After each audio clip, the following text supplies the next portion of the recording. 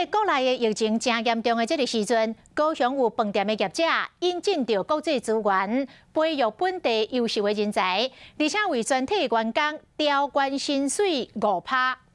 高雄市劳工局明仔载要举办大型征才的活动，有34间的企业提供超过1300个工作机会。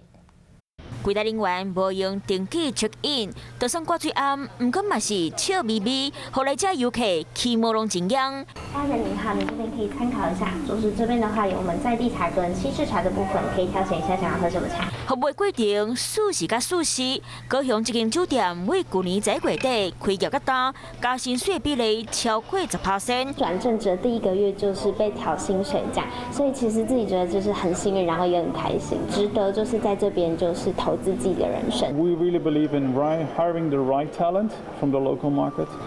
help them to grow, give them benefits, and help them to flourish, so they can give back to the society that they're working. 就算即马大多数的旅游业因为疫情生意歹做，不过业者嘛是替全体员工平均加薪水5%来鼓励员工。未来可以举办大型招募活动。除了饭店业者，想要找头路的朋友，高雄市劳工局拜六嘛举办找人才活动。参加厂商有电子、旅社、餐厅、服务业为主，提供超过1300块，平均薪水超34000。最近其实市府争取很多一些新的我们台积电进驻或者是带动相关的产业，那所以我们导致我们4月是投递人数又有再往上提一点。伫即马疫情时代，每一个产业拢希望会当赚大钱，不管是头家想要找新劳，或者是想要找工课民众，都要好好把握这摆机会。